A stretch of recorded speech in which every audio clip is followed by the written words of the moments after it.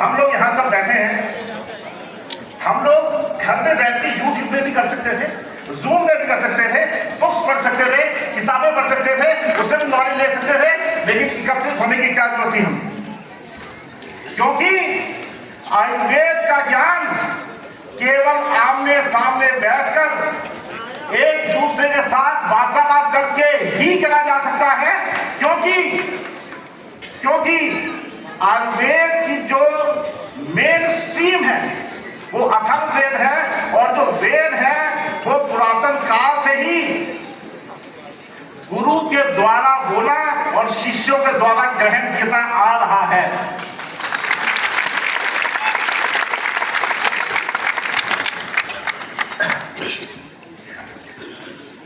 एक छोटी सी एग्जाम्पल देकर समझाना चाहूंगा क्यों।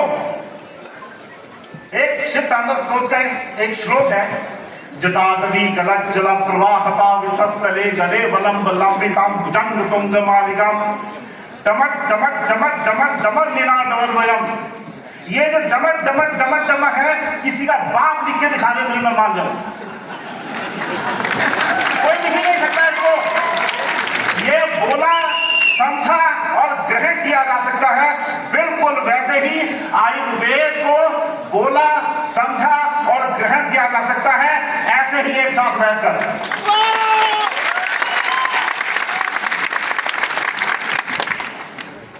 हम लोग सांस लेते हैं, हम लोग पानी पीते हैं, लेकिन हमें उस सांस की, उस पानी की कोई वैल्यू नहीं। क्यों? हमें सहज वो उपलब्ध है, हम आराम से सांस लेते हैं, क्योंकि ऑक्सीजन की मात्रा पूरे ब्रह्मांड में बहुत अच्छी है, इसलिए हमें उससे कोई दिक्कत नहीं है। जल अबेंडेंस में हमारे पास है, हम जल पीते हैं, उसके हमारे कोई वैल्यू नहीं है। लेकिन कोरोना के समय में जब लोगों को एक एक सांस के लिए हजारों लाखों रुपए देने पड़ रहे थे, तब हमें उसकी वैल्यू पता चली कि नहीं? एक प्यासे व्यक्ति को एक गिलास पानी मिल जाए, उसके लिए वो हजारों लाखों रुपए कुर्बान कर सकता है कि नहीं? तब तक वैल्यू नहीं पता चलती है, तब तक वो चीज सहज हो। जाके पूछिए उन 25 करोड़ विदेशी आयुर्वेदिक यूजर से, जो आयुर्वेदिक दवाइयां यूज कर रहे हैं, 25 करोड़ लोग जो आयुर्वेदिक दवाइयां यूज कर रहे हैं, उनसे जाके पूछिए वो कैसे तरले काट काट के आयुर्वेदिक दवाइयां इंडिया से मंगवाते हैं। उनको सहज नहीं है आयुर्वेदिक दवाइयां, वहां पे जीरा, सौंफ, अदरक, इलायची, ये सब सहज नहीं है, इसलिए उनको इसका मूल्य पता है। हमें ये बहुत, हम बचपन से देखते आ रहे हैं, हमारे घर में हल्दी है, जीरा है, अजवाइन है, तुलसी है, हमको इजीली मिल रहा है ये सब कुछ, इसलिए हमें उसकी कदर नहीं। आज हमें समझना पड़ेगा कि ये जो आयुर्वेद है, ये आयुर्वेद कोई 5000 साल पुरानी पद्धति नहीं है। ये आज समझना पड़ेगा आप लोगों को। आज से नहीं सुनते आ रहे हैं आप लोग 5000 साल पुराना, 5000 साल पुराना नहीं। ये सत्य सनातन सर्वदा है, ये सबसे पुराना है, इससे पुराना ना कुछ है ना कुछ होगा। जब से सृष्टि बनी है तब से आयुर्वेद है। श्री कृष्ण ने गीता में क्या बोला है? जो व्यक्ति जन्म लेगा उसकी मृत्यु निश्चित है। जो जो पैथियां दुनिया में आप सुनते आ रहे हैं, मैं नाम लेना नहीं चाहूंगा, जो भी पैथी आप सुनते हैं, जो भी मेडिकल साइंस की पैथी आप सुनते आ रहे हैं, उसका जन्म हुआ है, और जिसका जन्म होगा उसकी वाह कमाल है। और जिसका जन्म ही नहीं हुआ है, वो जन्मा है, सत्य है, सनातन है और हमेशा पूर्ण ज्ञान है, और वो ज्ञान है आयुर्वेद।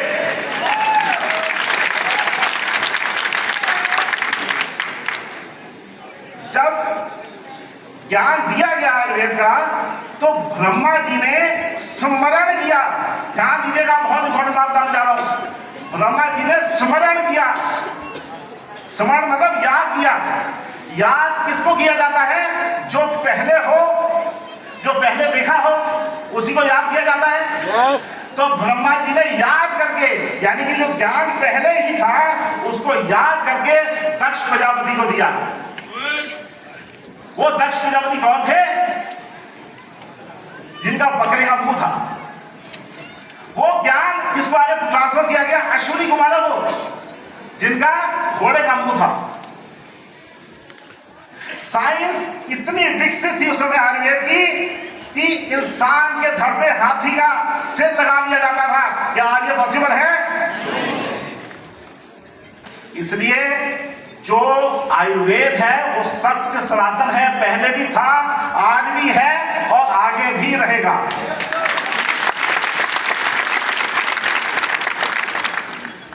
कुछ साल पहले, कुछ दशक पहले हमारे देश पे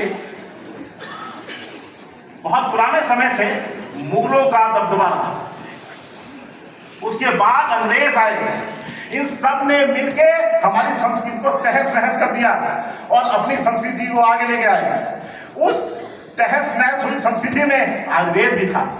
आयुर्वेद का जो पूर्ण ज्ञान था, आयुर्वेद के जो लिटरेचर था, आयुर्वेद के जो महान लोग थे, उनको नष्ट कर दिया गया, जिससे कि ये महान ज्ञान थोड़ी देर के लिए छुप गया। और जब देश आजाद हुआ तो हमारी सरकार के पास इतने फंड नहीं थे कि दोबारा से आयुर्वेद को खड़ा किया जाए, दोबारा से इसकी रिसर्च एंड डेवलपमेंट की जाए, दोबारा से आयुर्वेद को महान बनाने के लिए उसकी प्रक्रिया शुरू हो। लेकिन ये उस समय पॉसिबल नहीं था। लेकिन उसी कारणों की वजह से आयुर्वेद में कमियां आने लगी। क्या कमी आने लगी? जो रॉ मटेरियल था वो हमें अच्छी क्वालिटी का मिलना बंद हो गया। अगर रॉ मटेरियल मिलता भी तो उसकी प्रॉपर ट्रांसपोर्टेशन जो थी वो प्रॉपर नहीं हो पाती थी। अगर ट्रांसपोर्टेशन हो भी आती थी तो जो उसकी प्रोसेसिंग थी वो इतने पुरानी टेक्निक थी कि आयुर्वेदिक की अच्छी क्वालिटी की दवाई बना बड़ा मुश्किल था। और अगर ये पॉसिबल भी था तो हमारी जो शेल्फ लाइफ थी, जो सामान रखने की जो ड्यूरेशन होती है वो खराब थी, जिसकी वजह से आयुर्वेद जो है वो धीरे धीरे धीरे धीरे पिछड़ता चला गया। और इसी प्रक्रिया में जो आयुर्वेद के समान खड़े हो गए अंग्रेजी दवाई वाले, जिन्होंने बोला नीम हकीम खतरा है जान। ये बताया गया लोगों को, हमारे इंडियंस लोगों को, कि आपकी जो पैथी है वो पुरातन है, नॉन साइंटिफिक है, कोई टेक्स्ट नहीं है इसका, कोई साइंटिफिक कोई बेसिस इसका नहीं है। और हमें हीन भावना भर दी गई आयुर्वेद को लेकर। लेकिन एक व्यक्ति ने यह पहचाना कि आयुर्वेद की कमियां क्या है और आयुर्वेद में पावर क्या है, किस लेवल का आयुर्वेद है, कहां तक जा सकता है, विश्व गुरु बन सकता है। इसी आयुर्वेद को लेकर एक व्यक्ति ने पहचाना और उसने क्या किया? रॉ मटेरियल सही तरीके से उसकी प्रिक्योरमेंट शुरू की, उसकी ट्रांसपोर्टेशन बहुत अच्छी क्वालिटी की, जो प्रोसेसिंग थी वो इंटरनेशनल लेवल की, जो पैकिंग थी वो वर्ल्ड क्लास लेवल की, जो अवेलेबिलिटी थी वो पूरी इंडिया में, पूरी दुनिया में कराने की कोशिश की गई। और ये डेवलपमेंट करने के बाद आयुर्वेद दोबारा से चढ़ाई चढ़ने लग गया, दोबारा से विश्वास बनाने लग गया, दोबारा से अपने गौरव को पाने लग गया। और उस व्यक्ति का नाम मैं बताना चाहूंगा आपको, दानवीर, कर्मयोगी, युग पुरुष, धीरों के धीर, हमारे अपने डॉक्टर अशोक भाटिया।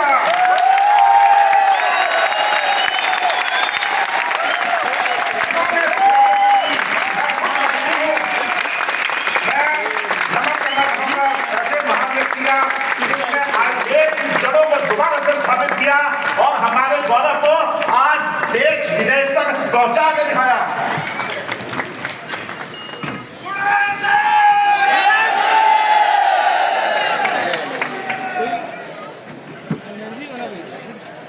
आयुर्वेद और आईएमसी में कोई अंतर नहीं है। ठीक सुना आप लोगों ने? आयुर्वेद और आईएमसी में कोई अंतर नहीं है। आयुर्वेद को बहुत ही ब्यूटीफुल तरीके से आईएमसी ने समझा और समझने की जरूरत क्या है। आयुर्वेद अपने आप में पूर्ण प्रूफ कर देता हूं। मान लीजिए मैं एक पिन लूं और अपने हाथ में मारूं, खून निकलने लग जाएगा? हाँ कि ना? अभी खून रुक रहा होगा, मैंने फिर उसको दबा दूंगा, फिर खून निकलने लग जाएगा। फिर 2 मिनट के बाद फिर दबा दूंगा, फिर खून निकलेगा। ये खून तब तक निकलता रहेगा जब तक मैं उसको हर 1 मिनट में दबाता रहूंगा। लेकिन अगर उसको 5 मिनट में छोड़ दूं, उसके बाद में कितना भी दबाऊंगा तो खून नहीं निकलेगा। तो ये एकदम सिंपल साइंस है। हमारी बॉडी सारा ब्रह्मांड का ज्ञान अर्जित करके बैठी है। यहाँ पिन मारा, बॉडी को कैसे पता चल गया कहाँ पिन लगा है, कहाँ से खून निकल रहा है, कैसे रोकना है, सब कुछ बॉडी को पता है। बॉडी को पूरा ज्ञान है कि मेरे में क्या रोग लग गया है, उसको कैसे ठीक करना है, ये सब ऑलरेडी बॉडी को पता है। बस उंगली करना छोड़ दो, बॉडी ठीक है। कोई रोग उत्पन्न आप में हो रहा है, खाना छोड़ दीजिए। जो चीज रोग उत्पन्न कर रही है उसको छोड़ दीजिए, बॉडी को समय दीजिए। कैंसर का बाप की बॉडी ठीक कर देगी।